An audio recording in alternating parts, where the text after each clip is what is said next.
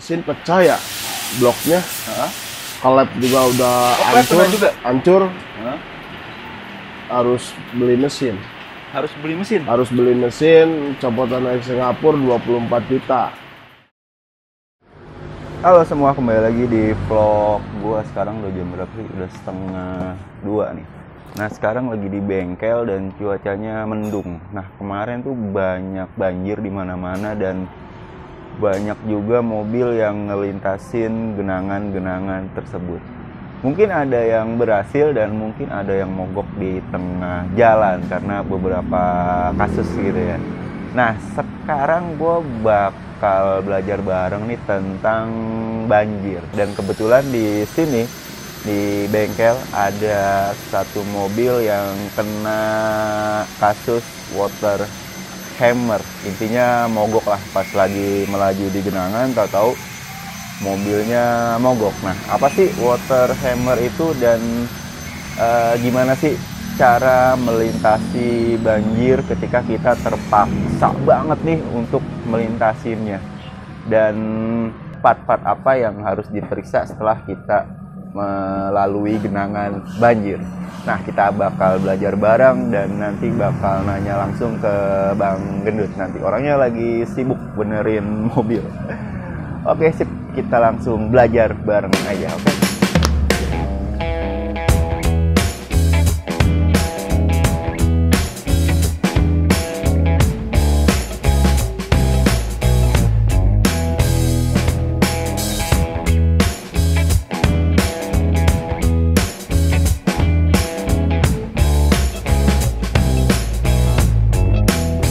Dan ternyata hujan lagi bro, gila hujan terus. Semoga hujannya cepat berhenti biar teman-teman yang akan pulang kantor nih tidak terhambat perjalanannya, artinya tidak macet dan tidak ada banjir yang mengakibatkan mobil teman-teman harus stuck di tengah kemacetan gitu sih. Tapi yang nggak tahu ya, namanya alam, nggak ada yang tahu tuh, serem banget. Dan sorry nih ya, suaranya kalau agak nggak jelas karena ada hujan dan di atas seng. Nah karena dia lagi sibuk nurunin mesin, jadi kita bahas dulu nih gimana sih kalau kita terpaksa melintasi genangan ya, genangan nih bukan kenangan ya, atau melintasi banjir. Itu kalau terpaksa banget. Tapi kalau gue nih secara pribadi ya, kalau nggak penting-penting banget gitu, gue mending nunggu banjirnya surut atau nyari jalur lain yang lebih aman teman-teman, ketimbang gue harus memaksakan mobil gue untuk melintasi genangan air atau banjir. Walaupun mobil kita kadang-kadang pede dengan ground clearance yang tinggi, itu juga tetap ada potensi mobilnya mogok. Terlebih mobil-mobil zaman sekarang nih yang udah modern, yang udah banyak elektrik serta kontrol modul sahabat sih ngomong, beserta piranti-pirantinya yang kalau kena percikan air itu bisa jadi menimbulkan sebuah masalah teman-teman. Jadi kalau gue secara pribadi, gue akan menghindari banjir kalau tidak ada kepentingan yang begitu mendesak untuk melintasi banjir tersebut. Tapi kalau teman-teman terpaksa melintasi banjir gitu ya, usahakan teman-teman bukan yang pertama melintasi banjir tersebut. Artinya usahakan ada mobil di depan teman-teman untuk bisa tahu nih apa kedalaman banjirnya semana serta jalur amannya yang mana, artinya tidak ada lubang ataupun obstacle yang tidak terlihat karena tergenang air begitu.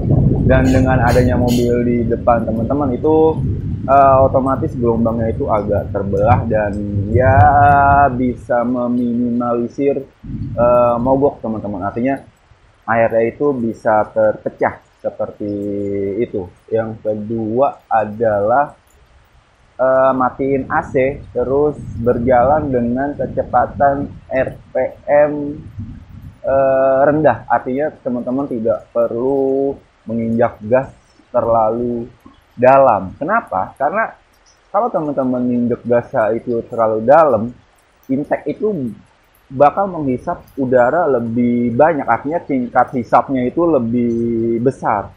Karena tingkat hisapnya itu lebih besar, bukan tidak mungkin air yang ada di genangan tersebut itu akan juga terhisap ke intake kemudian masuk ke mesin. Itu bisa berbahaya, nanti kita bahas sama Bang Gendut ya.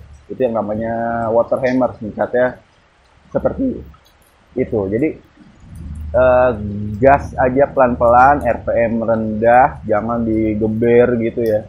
Dan kecepatannya usahain konstan teman-teman, dan relate sama yang tadi, usahain ada mobil yang di depan, makanya perlu jaga jarak biar kecepatannya itu konstan. Dan sebenarnya ada beberapa anggapan kalau knalpotnya itu kemasukan air itu harus digas kenceng.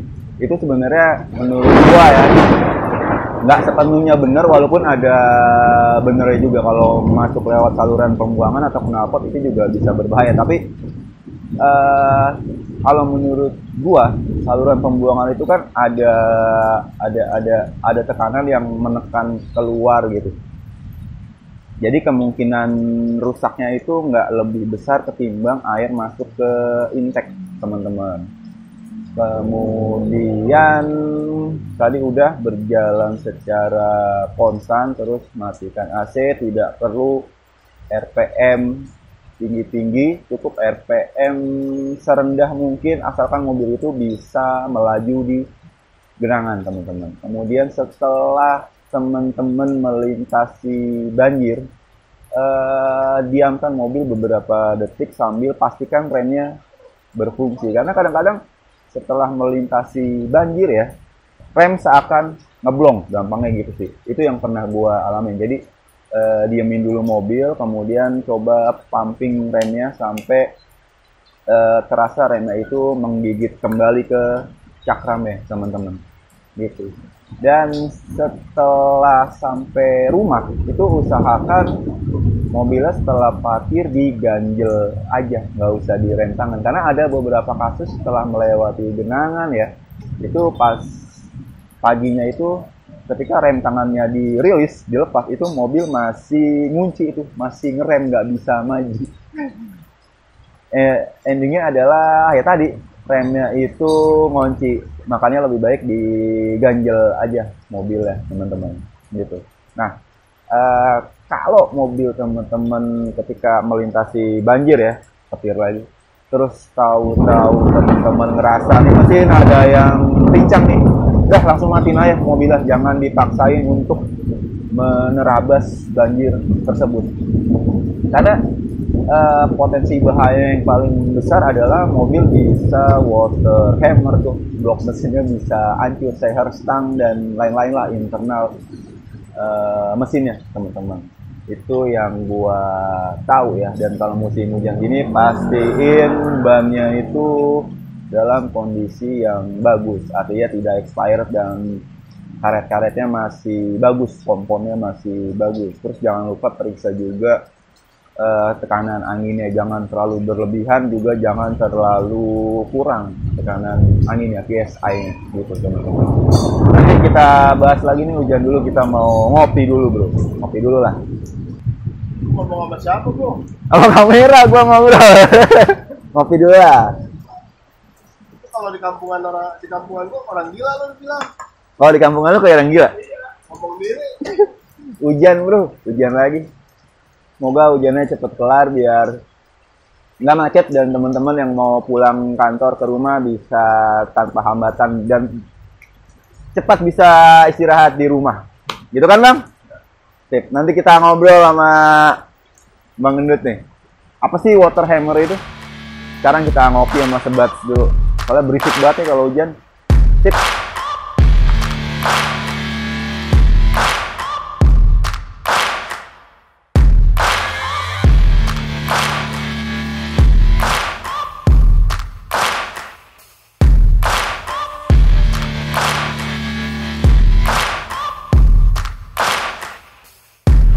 Sekarang kita mau ngobrol sama Bang Gendut nih.